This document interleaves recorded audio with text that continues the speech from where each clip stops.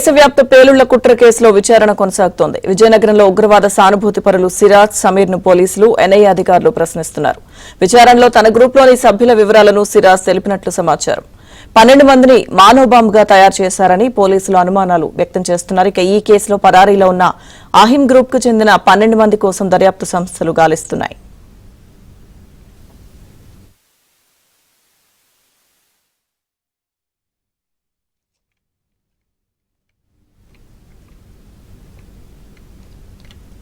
దేశవ్యాప్త పేలుళ్ల కుట్ర కేసులో విచారణ కొనసాగుతోంది. విజయనగరంలో ఉగ్రవాద సానుభూతి పరులు సిరాజ్, సమీర్ ను పోలీసులు, ఎన్ఐఏ అధికారులు ప్రశ్నిస్తున్నారు.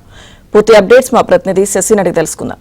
శశి, దేశవ్యాప్తంగా పేలుళ్ల కుట్ర పన్నెండు కేసులో ఇప్పటికే పోలీసుల విచారణ కొనసాగుతుంది. ఈ పోలీసుల విచారణలో కీలకమైనటువంటి విషయాలు ప్రస్తుతం వెలుగు చూస్తూ ఉన్నాయి. అయితే ఇప్పటికే విశాఖపట్నం జైల్లో ఉన్నటువంటి సిరాజ్ అలాగే సమీర్ ను ఎన్ఐఏ అధికారులు తమ కస్టడీలో తీసుకుని విచారిస్తూ ఉన్నారు.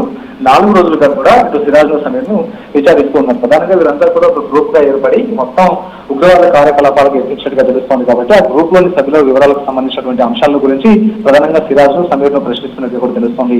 సుమారుగా 12 మంది గ్రూప్ ఏర్పాటు చేసినట్టుగా తెలుస్తుంది. ఈ గ్రూప్ లో ఉన్నటువంటి 12 మంది కూడా ప్రజెంట్ ఇప్పుడు అజ్ఞాతంలో ఉన్నారు. అసలు ఈ 12 మంది ఎవరు, అసలు ఎక్కడున్నారో అన్న అంశాల గురించి కూడా ప్రధానంగా ఇప్పటికీ ఆరా తీస్తూ ఉంటారు. ఈ 12 మందిని కూడా మానవ బాంబులుగా తయారు చేశారంటే కూడా ఇప్పటికీ అనుమానాలు ఉన్నాయి. ఈ 12 మందికి ప్రత్యేకంగా శిక్షణ ఇచ్చినటువంటి సిరాజ్, సమీర్ ఈ 12 మందిని కూడా మానవ బాంబులుగా తయారు చేశారంటే కూడా ఒక అనుమానాలు కూడా ఉన్నటువంటి నేపథ్యంలో ప్రస్తుతం ఈ 12 మంది ఎక్కడున్నారు, ఏం చేస్తున్నారు, వారు నిజంగా మానవ బాంబులైన అంశాల గురించి నిగ్గు తేల్చాల్సిన అవసరం ఉంది. ఇదే అంశం గురించి ఎన్ఐఏ అధికారులు ప్రత్యేకంగా దృష్టి సారించినట్టుగా తెలుస్తోంది.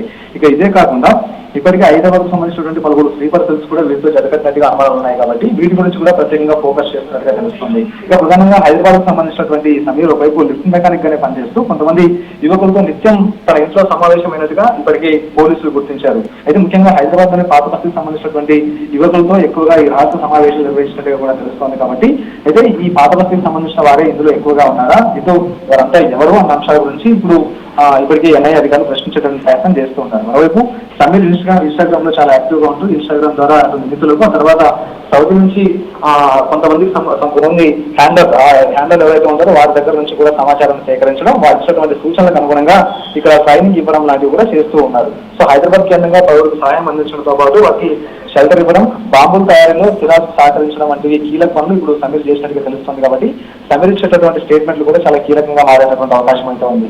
ప్రధానంగా సమీర్ సౌదీతో పాటు ఇతర దేశాల్లో ఎవరెవరితో టచ్ లో ఉన్నారు, ఎవరెవరితో కాంటాక్ట్ లో ఉన్నారు, మరోవైపు ఎవరెవరిని కలిసేవారు అనే అంశాల గురించి కూడా లోతుగా ఎన్ఐఏ ఇప్పటికే దర్యాప్తు చేసేటువంటి ప్రయత్నం చేస్తూ ఉంది. ఇప్పటికే పలుమార్లు సిరాజ్ అలాగే సమీర్ ముంబైకి వెళ్ళినట్టుగా తెలుస్తుంది, ఢిల్లీకి కూడా వెళ్ళారు, ఆ తర్వాత సౌదీ కూడా వెళ్ళినట్టుగా తెలుస్తుంది. కాబట్టి వీరు వెళ్ళిన ప్రతిసారి ఎవరెవరితో సమావేశం అయ్యారు, ఆ సమావేశమైనటువంటి వారి వివరాలను కూడా తెలుసుకునేటువంటి ప్రయత్నం చేస్తూ ఉన్నారు. ప్రత్యేకంగా సమీర్తో సమావేశం అవుతున్నటువంటి వారంతా కూడా ఎవరు, ఆ యువకులు ఎవరనేది ఎక్కువగా ఇప్పుడు ఫోకస్ చేసినట్టుగా తెలుస్తుంది. వీరంతా ఉగ్రవాద శిక్షణ పొందారా, లేకపోతే సమీర్తో నార్మల్ సమావేశాలైన అంశాల గురించి కూడా ప్రధానంగా నిగ్గు తెలిసేటువంటి ప్రయత్నం చేస్తూ ఉన్నారు. ఇదంతా ఒక అంశం అయితే వరంగల్ కి సంబంధించినటువంటి ఫరాన్ అలాగే యూపీకి సంబంధించినటువంటి ఫరాద్ ఇద్దరు కూడా ప్రజెంట్ ఫరాన్లో ఉన్నారు. వీరి కోసం ప్రత్యేకంగా ఎన్ఐఏ బృందాలను ఏర్పాటు చేసి గాలిస్తూ ఉన్నారు. ఈ ఉగ్రకుట్ర కేసులో సిరాజ్, సమీర్ అరెస్ట్ అయ్యారనే విషయం తెలుసుకున్న తర్వాత ఇద్దరు కూడా అజ్ఞాతంలోకి వెళ్ళిపోయారు. ప్రజెంట్ ఫరాన్లో ఉన్నారు కాబట్టి వీరిద్దరి కోసం ఇప్పటికీ ఎన్ఐఏ గాలిస్తూ ఉంది. వీరిద్దరు దొరికితే విదేశీ లింకులు కూడా బయటపడేటువంటి అవకాశం ఉందంటూ కూడా భావిస్తున్నారు. ఇప్పటికే ఇటు సిరాజ్ అలాగే సమీర్తో పాటు బాదర్, ఫరాన్ కుటుంబ సభ్యుల మీద కూడా ఎన్ఐఏ అధికారులు నిఘా పటిష్టం చేసినటువంటి సందర్భం ఉంది. సౌదీ ఓమన్ దేశాల్లో కూడా వీరు లింకులు ఉన్నాయి కాబట్టి అక్కడ వారికి సంబంధించిన అంశాల మీద కూడా ఎన్ఐఏ ఆరా తీస్తుంది. Right, thank you Shashi.